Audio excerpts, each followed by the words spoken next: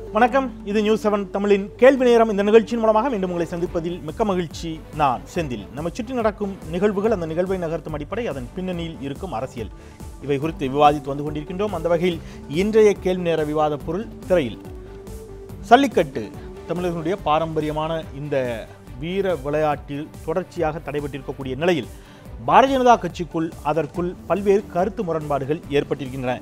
மிக குறிப்பாக மத்திய அமைச்சர்கள் சல்லிக்கட்டு தொடர்பாக கருத்து மோதல்களில் ஈடுபட்டு கொண்டிருப்பதை நம்மால் பார்க்க முடிகிறது. தமிழகத்திற்கு வந்திருந்த மத்திய அமைச்சர் மேனகா காந்தி அவர்கள் தமிழகத்தில் சல்லிக்கட்டை வைத்து அரசியல் நடத்துகிறார்கள், ஓட்டு வங்கி அரசியலுக்காக சல்லிக்கட்டை ஆதரிக்கக்கூடிய போக்கு இருக்கிறது என்று சொல்லியதோடு, தமிழ்நாட்டில் நிறைய மக்கள் பிரச்சனைகள் இருக்கிறது, சல்லிக்கட்டு இப்போ ரொம்ப அவசியமா, அந்த மக்கள் பிரச்சனையில் நீங்கள் கான்சென்ட்ரேட் பண்ண வேண்டும் என்று மத்திய அமைச்சர் பொன் ராதாகிருஷ்ணனுக்கு மறைமுகமாக அவர் ஒரு கடுமையான துணியில் அவர் அட்வைஸ் பண்ணுற டோனில் அவருடைய கருத்தை பதிவு செய்து போயிருக்கிறார்.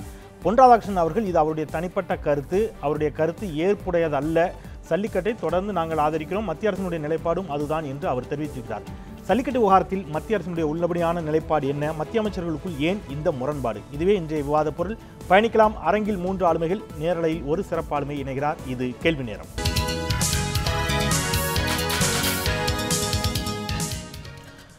அரங்கில் நம்மோடு தொழில் ஆலோசகர் திரு வெங்கட்ராமன் அவர்கள் இணைகிறார்கள். வணக்கம் சொல்லி வரவேற்கிறேன். பாரதிய ஜனதா கட்சியின் சார்பில் திரு டால்பின் ஸ்ரீதரன் அவர்கள் இணைகிறார். வணக்கம். திரு விஎன்ஆர் அவர்கள் நாம் தமிழர் கட்சியின் சார்பில் நம்மோடு இணைகிறார். அவருக்கும் என்னுடைய வணக்கம். மதுரையிலிருந்து தமிழ்நாடு ஜல்லிக்கட்டு பேரவையின் சார்பில் திரு ராஜசேகரன் அவர்கள் நம்மோடு இணைகிறார். திரு ராஜசேகரன், உங்களுக்கும் என்னுடைய வணக்கம். உங்களையும் நிகழ்ச்சிக்கு அறிமுகப்படுத்தி நான் விவாதத்திற்குள் பயணிக்கின்றேன். ஸ்ரீதரன் அவர்களிடமிருந்து தொடங்கலாம் அப்படின்னு. சல்லிக்கட்டு இவ்வளவு அது தொடர்ச்சியாக சொல்கிறாங்க, இது ஒரு மேற்கத்திய விளையாட்டு, நீங்கள் இங்கே அதை நம்ம என்கரேஜ் பண்ணக்கூடாது அப்படிங்கிறது மேனகாஞ்சியோடைய கருத்து.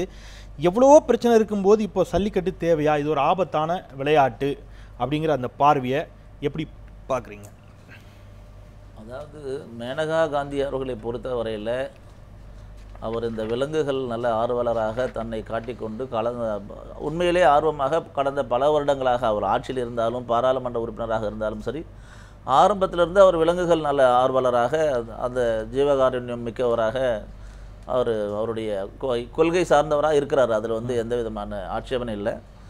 இன்றைக்கு அவர் தெரிவித்த கருத்து கூட அவருடைய தனிப்பட்ட கருத்து, பொருத்தமில்லாதது, தேவையற்றது, அதை நாங்கள் ஏற்றுக்கொள்ள முடியாது என்று நீங்கள் குறிப்பிட்டது மாதிரி அவர் மறைமுகமாகலாம் எதுவும் சொல்லலை.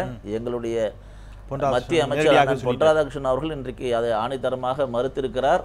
எங்களுடைய மாநில தலைவி சகோதரி டாக்டர் தமிழிசை சவுந்தரராஜன் அவர்கள் அவருடைய தெளிவான அறிக்கையில் இன்றைக்கு அதை தெளிவுபடுத்தியிருக்கிறார். எங்களுடைய மூத்த தலைவர் அண்ணன் இலகணேசன் உட்பட, தேசிய செயலாளர் அண்ணன் ஹெச் ராஜா உட்பட அனைவரும் இங்கே ஜல்லிக்கட்டு என்பது ஏதோ அரசியல்லாம் இல்லை, இது பாரம்பரியத்தினுடைய அம்சமாக நாம் பார்க்குறோம். தமிழகத்தை பொறுத்தவரையில் தமிழக பாரதிய ஜனதா கட்சியினுடைய கொள்கை என்னவோ அதை அப்படியே ஆணித்தரமாக அகில பாரதிய ஜனதா கட்சி, அகில இந்திய பாரதிய ஜனதா கட்சியும் ஏற்றுக்கொண்டிருக்கிறது என்ற காரணத்தினால்தான் ஆட்சியும் கூட ஒரு முடிவு எடுக்கும் பொழுது மத்திய மந்திரி சபை முடிவு எடுக்கிறது. அதுதான் இப்போ மத்திய அமைச்சரவை ஒரு முடிவு எடுத்திருக்கிறது. போன ஆண்டே அது நடத்தப்படும் என்ற அளவிற்கு உறுதியான முடிவுகள் வந்தன. சூரொட்டிகள்லாம் அவர்களுக்கு வாழ்த்து தெரிவித்து ஒட்டப்பட்டது. ஆனால் இன்னொரு மத்திய அமைச்சர் அதை கடுமையா எதிர்க்கிறார், மிக கடுமையா எதிர்க்கிறார். அதான் தெளிவாக இப்போ மத்திய அமைச்சரவையின் முடிவுக்கு ஒரு மத்திய அமைச்சர் கட்டுப்பட மறுக்கிறார். மத்திய அமைச்சருடைய அது அவருடைய சொந்த கருத்து. மத்திய அமைச்சரவையின் முடிவுக்கு மத்திய அமைச்சர் கட்டுப்பட மறுப்பது சொந்த கருத்தா? அவங்க மத்திய அமைச்சரவை முடிவெடுக்கிறது, ஆட்சியில் இருக்கிற கட்சி அதை ஆதரிக்கிறது, பிரதமர் ஆதரிக்கிறார். அதற்காக அந்த துறையினுடைய அமைச்சர் அவர் சட்டம் இயற்றி இருக்கிறார். அது போன தடவை ஆணை பிறப்பித்தோம், அதில் சட்ட சிக்கல் இருந்தது. ஆகையினால குளிர்கால கூட்டத்தொடரில் நிச்சயமாக இந்த சட்டம் நிறைவேற்றப்படும், சட்டத்தை மாற்றி அமைப்போம் என்ற ஜவடேகர் அவர்கள் ஏற்கனவே இது விஷயமாக உறுதியளித்திருக்கிறார்.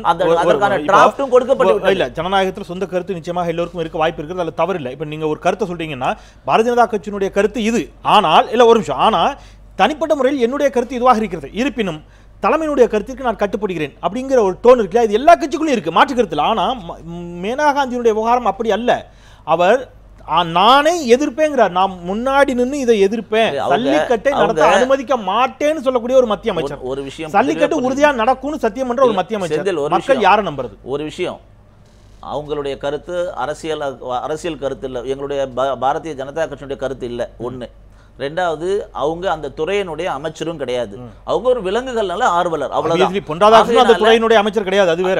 அது ஒரு விஷயம். ஆனால் தமிழகத்தை பொறுத்த வரையில இது நம்மளுடைய பண்பாட்டினுடைய அம்சமாக பார்க்கப்படுகிற ஒரு விளையாட்டு வீரம். இது மட்டுமல்ல, இதுல மிகப்பெரிய உள் அரசியல், அதுல இதை எதிர்க்க அரசியல் இருக்கு. நான் அதைத்தான் இப்ப கேட்கிறேன். இப்போ நீங்க சொன்ன மாதிரி உங்களுடைய தேசிய செயலாளர் மரியாதைக்குரிய திரு ஹெச் ராஜா அவர்கள் தொடர்ச்சியாக பேசுறது, இது ஹிந்துக்களுக்கான ஒரு விளையாட்டு, இது ஒரு புனித விளையாட்டு, இதை கெடுத்து நிறுத்தணும்னு சதி செய்து சில வெளிநாட்டு அந்நிய தீய சக்திகள், மாற்று மதத்தை சேர்ந்தவர்கள் இதற்கு முயற்சிக்கிறார்கள். அந்த வெளிநாட்டு அந்நிய தீய சக்தி மேனகா காந்தியா? இல்லை, நான் திரும்ப திரும்ப நீங்க எத்தனை தடவை எப்படி வேணாலும் உங்களுடைய இதே இந்த மீடியாவுடைய தர்மம், மீடியா இல்ல, மீடியா தர்மம் இல்ல, நான் கேக்குறது இல்ல, நான் எல்லா வகையிலும் கடைபிடிக்கணும் தான் நான் செந்தில் உட்பட அனைத்து நான் நிச்சயமா தனிப்பட்ட கருத்து பாரதிய தமிழக பாரதிய ஜனதா ஏற்றுக்கொள்ளாது என்று எங்களுடைய மாநில தலைவர், நான் சொல்றேன், எங்க மாநில தலைவர் சொல்ற கருத்து இறுதியானதா? ஒரு அமைச்சர், அந்த துறைக்கு சம்பந்தப்படாத ஒரு அமைச்சர், அந்த கட்சியினுடைய மையக்குழுல கூட இல்லாத ஒரு அமைச்சர் கட்சி எடுக்கிற முடிவுக்கு எதிராக அவர் பேசுவார்னு சொன்னா அதை நீங்க புடிச்சுக்கிட்டு அதுதான் முக்கியம் சொல்லுவீங்க. ஆமா, கேட்கத்தானே செய்யணும். அதாவது யார் பதிலளிக்க வேண்டியதோ, யார் பொறுப்புள்ளவர்களோ, எங்கள் தமிழக தலைமை தெளிவாக இருக்கிறது, அகில பாரத தலைமை தெளிவாக இருக்கு. நான் ஒத்துக்கிறேன். நான் உள்ளபடியே மேனகா காந்தியுடைய தனிப்பட்ட கருத்து வச்சுக்கிறேன். நீங்க பெருவாரியாக மத்திய அமைச்சரவையின் முடிப்பிற்கு மதிப்பளியுங்கள், அதுதான் நியாயம். நீங்க சொல்ற கருத்தை என்னால் புரிந்து கொள்ள முடியுது, உள்வாங்கிக் கொள்ள முடியுது. என்னுடைய கேள்வி, இந்த அந்நிய தீய சக்திகள், மாற்று மதத்தை சேர்ந்த சக்திகள் இதை சீர்குலைக்க முயற்சிக்கிறார்கள் என்று ஹெச் ராஜா சொன்னாரே, அந்த அந்நிய தீய மாற்று மத சக்திகள் மேனகா காந்தியான்னு இல்ல. இதுல இந்த யார் யாரெல்லாம் இந்த பீட்டா அமைப்பு போன்ற விலங்குகள் நல்ல ஆர்வலரா இருக்காங்களோ, மேனகா காந்தி உட்பட, இல்ல இவங்க உட்பட, அதாவது இந்த அமைப்புகள் எல்லாம் நாட்டு பசுவனுடைய இனப்பெருக்கத்தை தடுப்பதிலிருந்து ஆரம்பிச்சு இந்த நாட்டு பசுவனுடைய இனமே இந்தியாவில இருந்து ஒழிக்கணும், மேனகா காந்தி உட்பட. மத்தவங்க எதிர்க்கும் போது வாடினேன்னு வள்ளலார் சொன்னாரு. நீங்க என்ன சொல்லுவீங்க? இல்ல வாடிய வள்ளலார் சொன்னாரு. இந்த விஷயத்தை எடுத்துக்கோங்க. திரு வெங்கட்ராமன் போதிச்ச வள்ளலார் சொல்றாரு. அப்ப நீங்க எதை எடுத்துப்பீங்க? நான் சொல்றேன் அதுக்கு விளக்கம் நான் சொல்றேன். வெங்கட்ராமன் அவர்கள் வாடிய பயிரை கண்ட போதெல்லாம் வாடினேன் அப்படின்னு சொல்லும்போது, வெங்கட்ராமனுக்கு வெளிநாட்டில பணம் வந்துடுச்சு நீங்க சொல்லிட்டு, வள்ளலார் சொல்லும் போது அது சமூக காரியம்னு சொன்னா நான் கொஸ்டின் பண்றேன். நான் சொல்றேன், இவங்களுடைய பொறுத்தவரையில கடந்த 30 ஆண்டு காலமாக ஒரே விஷயம், இவங்க ஏதோ பிராணிகள் நல்ல ஆர்வலரா காட்டி கொண்டு இருக்கிறாங்க. அது அவங்களுடைய சொந்த கருத்து, அவங்க ரொம்ப நல்ல மன உறுதியவங்க, அதுல மாற்று கருத்து இல்ல. ஆனா அவங்களுடைய வார்த்தைகள் எல்லாம் வேத வாக்கு, அரசனுடைய கொள்கைகளுக்கு நிச்சயம் முரணானது. அரசு தெளிவா இருக்கிறது, சட்டம் போட்டிருக்கோம். ஜவடேகர் இது விஷயமாக தெளிவா சொல்லியிருக்காரு. அடுத்த குளிர்கால கூட்டத்தொடர்ல நிறைவேற்றப்படும், அடுத்த பொங்கலுக்கு ஜல்லிக்கட்டு நடக்கும் என்பதை இந்த எங்க அமைச்சர் உட்பட அனைவரும் தெளிவா தெரிவிச்சிருக்காங்க. நான் திரு வீனர்ஸ் அவர்கிட்ட இதுல அவங்க ஒரு கேள்வி கேட்கிறாங்க. மேனகா காந்தி அவர்கள், எவ்வளவோ பிரச்சனை தமிழ்நாட்டில் இருக்கின்ற பொழுது, தமிழ்நாட்டிற்கான நீராதார பிரச்சனை, ஆட்சி நீர் பிரச்சனை, இன்னும் ஏராளமான பிரச்சனைகள் இருக்கின்ற பொழுது, இது ஒரு பிரச்சனையா? மத்திய அமைச்சர்கள் இதற்கு கவனம் செலுத்தணுமா, இல்ல மக்கள் பிரச்சனைக்கு கவனம் செலுத்தணுமான்னு கேட்கிறாங்க. சல்லிக்கட்டு நடத்தாமல் போவதால் தமிழகம் என்ன இடங்கள், என்ன பெரிய பொருளாதார இழப்பை சந்திச்சிட போது, வேலைவாய்ப்பை இழந்துற போது, என்ன வளர்ச்சியை அது தடுத்து நிறுத்திட போகுது? அதாவது இது ஒரு பாரம்பரிய விளையாட்டு, இது தமிழர்களுடைய பண்பாடு தொடர்பான விளையாட்டு. இதுக்கு பாரதிய ஜனதா அரசு இந்து பண்பாடு என்று நீதிமன்றத்தில் கூட போட்டிருக்கிறாங்க. அதை நாங்கள் மறுக்கிறோம். இது இந்து பண்பாடு அல்ல, நானே இந்து கிடையாது, நான் தமிழன். இது தமிழ் பண்பாடு. 5000 ஆண்டுகளாக இந்த பண்பாடு எங்கள் தமிழ் சமுதாயத்தில் நிலவி வருகிறது. இது ஒரு விளையாட்டு. இப்போ ஒலிம்பிக்கில் கூட போய் விளையாடுறாங்க. இப்போ சோனியா காந்தி இப்போ இதில் ஒரு கருத்தை, மன்னிக்கணும், மேனகா காந்தி ஒரு கருத்தை மாற்றிருக்காங்க. இன்றைக்கு முன்பு காளைகள் வதைப்படுகிறது, நாங்கள் இன்றைக்கு என்ன சொல்லியிருக்கோம்? வதையை சொல்லலை, ஆபத்தான விளையாட்டுன்னு இருக்காங்க. ஆபத்தான விளையாட்டு ஒலிம்பிக்கில் கூட தான் இருக்குது. ஒலிம்பிக்கு இந்தியா போகாமல் இருக்குமா? மாடுகள் வதைப்படுது என்று சொன்னாங்க. இவர் நம்ம நண்பர் சொன்னார் விலங்குகள்னாரு. விலங்குகளே கிடையாது எங்க மாடு. இல்ல, நீங்க தப்பா புரிஞ்சுக்கிறீங்க. அவங்க ஆபத்தான விளையாட்டுன்னு சொன்னது மாடுகளுக்கு அது ஆபத்துன்னாங்க. மாடுகளுக்கு ஆபத்து, மனிதர்களுக்கு ஆபத்துன்னு அவங்க பிரிச்சு சொல்லல. ஏற்கனவே என்ன சொன்னாங்க? வதைக்கப்படுகிறது என்று சொன்னாங்க.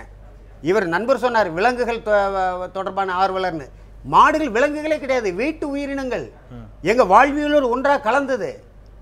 நாங்க மாடுகள், காளை மாடு, அதாவது ஏர் மாடு, வண்டி மாடு, பால் மாடு, பசு மாடு, கன்று குட்டி, காளை கண்ணு என்று சொல்லுவோம், காலங்கண்ணுன்னு சொல்லுவோம். சொல்லல காளை, அதை ஒரு விளையாக கூட நாங்கள் இருப்போம். அந்த பாரம்பரியமிக்க விளையாட்டை தடுத்து நிறுத்த காரணமே தமிழ்நாட்டில் நாட்டு மாடுகள் இருக்கக்கூடாது. 1970 4 கோடி தமிழன், 7 கோடி மாடுகள். இன்றைக்கு 7 கோடி தமிழன், 1 கோடி மாடு இல்லை. இந்த மாடு எங்கே போச்சு? இதையெல்லாம் சொல்கிறவங்க ஆண்டுக்கு 40,000 டன் மாட்டு கறி இங்கே வந்து உணவுக்கு பயன்படுத்துகிறாங்க. 18,000 டன் ஏற்றுமதி, 25,000 கோடி அந்நிய செலவாணி ஈட்டி தருது. இந்த ஏற்றுமதியை தடை செய்யறதுக்கு இவங்க ஏதாவது குரல் கொடுத்தாங்க? இன்றைய வரைக்கும் மாட்டை அடிக்காதீங்க, கொல்லாதீங்க, கறியை சாப்பிடாதீங்க. அரசு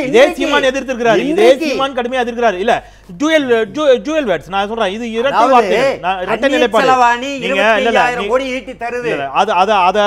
பாரதிய ஜனதா கட்சி எதிர்க்கின்ற பொழுது நீங்க அந்நிய செலவாணி அவங்க எதிர்க்கல, அவங்க மத்திய அரசு அனுமதித்தான் ஏற்றுமதி செய்யப்படுகிறது. அது வேற. ஆனால் நீங்க பசுவதையை பத்தி பேசுனீங்களா, அந்த பசுவதை குறித்து பாரதிய ஜனதா கட்சி எதிர்ப்பு தெரிவிக்கின்ற பொழுது இதே சீமான் பேசுறாரு, ஆமா நான் சாப்பிட்டா உனக்கு என்னங்கிற கேள்வியை உங்களுடைய ஒருங்கிணைப்பாளர் சீமான் தான் கேட்கிறாரு.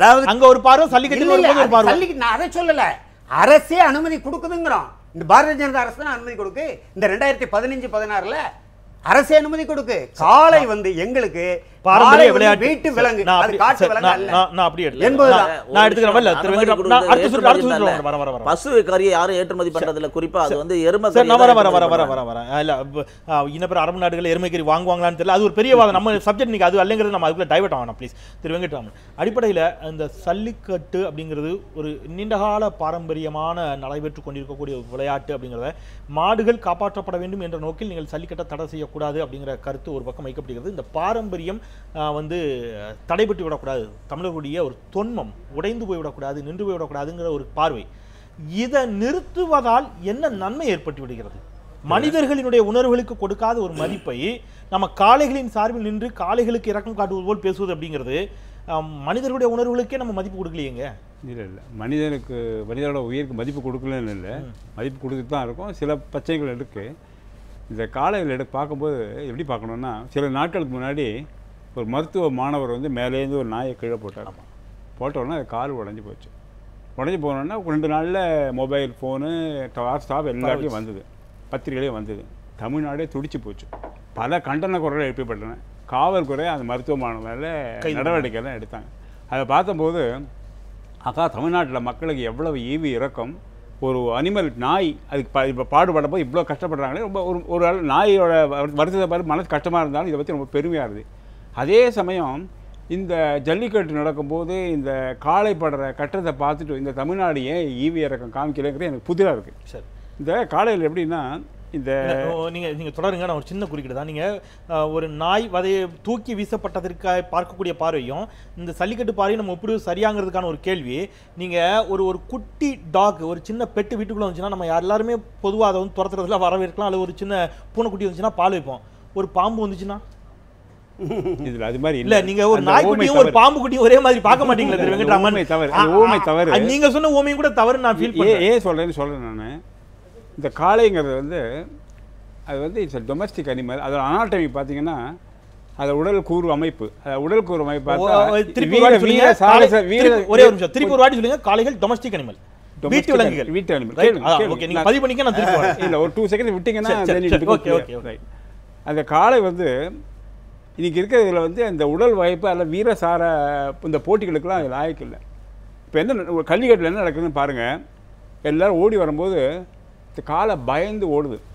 அதே இடத்துல ஒரு புலியோ சிங்கமாக இருந்தால் எதிர்த்து பாயும், காளை எதிர்த்து பாயலை. அதில் எது தெரியுது, காளை இந்த வீர போட்டிக்கு லாய்க்கு இல்லைன்னு. அது ஓடும்போது